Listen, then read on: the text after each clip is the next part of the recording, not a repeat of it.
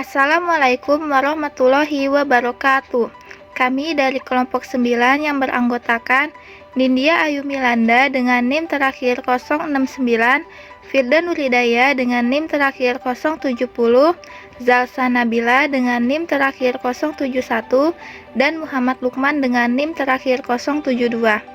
Di sini kami akan mempresentasikan materi bab 10 yang berjudul Desain Eksperimental. Adapun pokok pembahasan yang akan kami bahas yaitu yang pertama eksperimen lab, yang kedua eksperimen lapangan, yang ketiga validitas eksternal dan internal dalam eksperimen, yang keempat simulasi, yang kelima masalah etika dalam penelitian desain eksperimental, dan yang keenam yaitu implikasi manajerial.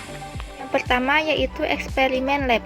Hubungan sebab akibat antara variabel independen dan variabel dependen yang ditetapkan jelas, maka semua variabel lain yang mencemari hubungan tersebut harus dikontrol dengan ketat. Efek mungkin dari variabel lain pada variabel dependen harus diperhitungkan dalam beberapa cara, sehingga efek kausal yang sebenarnya dari variabel independen yang diselidiki di variabel terikat dapat ditentukan. Kontrol dan manipulasi diperkenalkan untuk membangun hubungan sebab akibat ke pengaturan buatan. Desain eksperimental laboratorium dikenal sebagai eksperimen laboratorium. Selanjutnya ada beberapa poin mengenai eksperimen lab. Yang pertama yaitu kontrol. Ketika kita mendalilkan hubungan sebab akibat antara variabel X dan Y, ada kemungkinan bahwa beberapa faktor lain, katakanlah variabel A, itu mungkin juga mempengaruhi variabel dependen yaitu Y.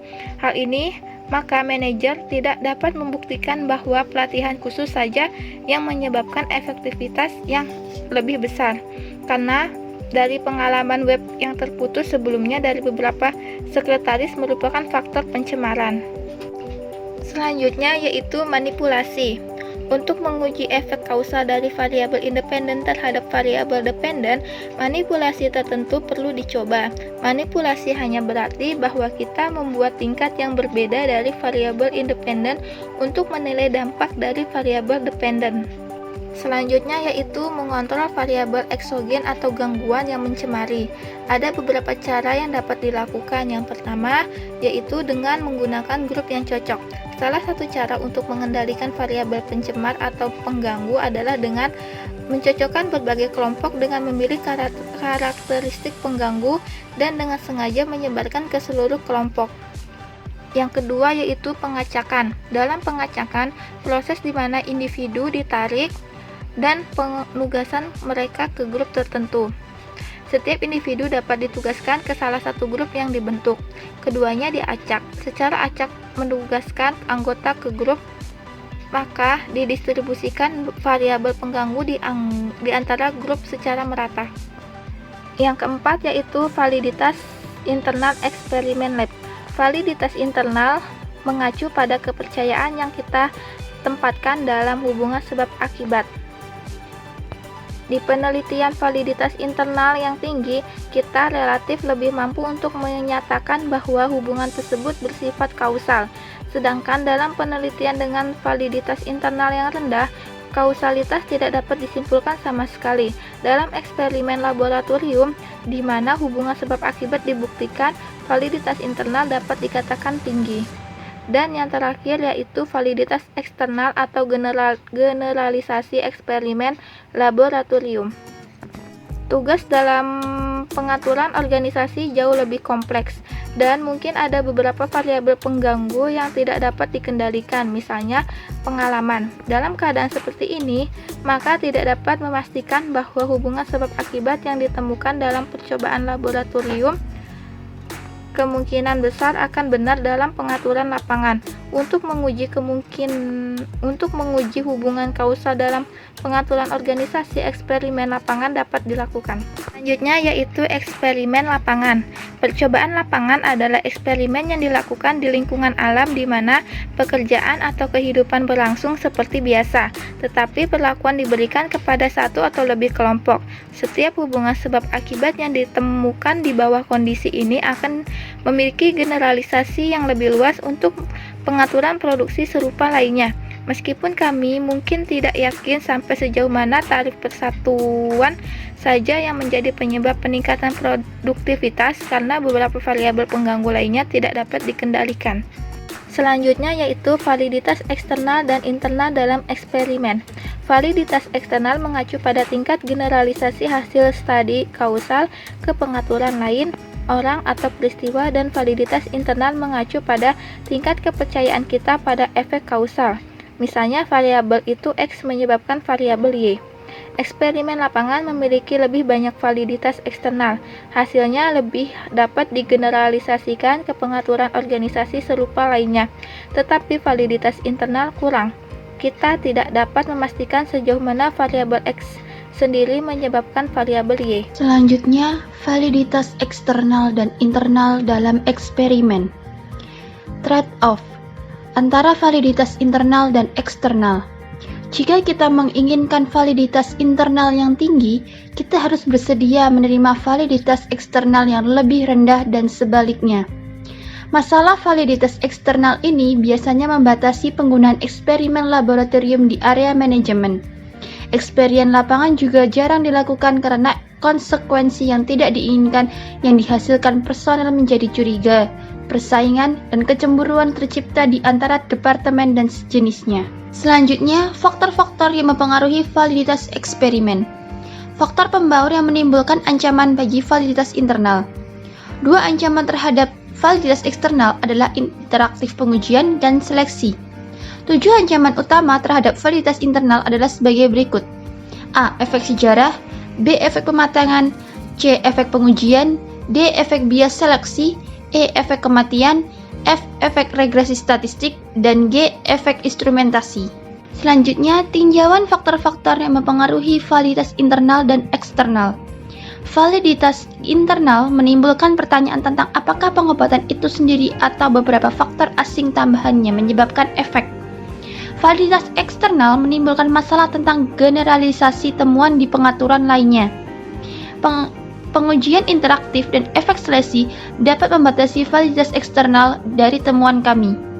Ancaman terhadap validitas eksternal ini dapat dilawan dengan menciptakan kondisi eksperimen yang sedekat mungkin dengan situasi di mana hasil eksperimen akan digeneralisasi. Ini adalah efek dari sejarah, pematangan, pengujian atau utama, instrumentasi, seleksi, regresi statistik, dan kematian. Namun, dimungkinkan untuk mengurangi bias ini dengan meningkatkan tingkat kecanggihan desain eksperimental. Berikutnya, postasianya dengan kelompok eksperimen dan kontrol. Beberapa desain eksperimental diatur dengan eksperimen dan kelompok kontrol. Yang pertama saja yang terkena pengobatan dan bukan yang terakhir. Efek dari pelakuan dipelajari dengan menilai perbedaan hasil, yaitu skor post-test dari kelompok eksperimen dan kontrol. Perawatan harus dilakukan untuk memastikan bahwa kedua kelompok cocok untuk semua kemungkinan kontaminasi variabel atau gangguan.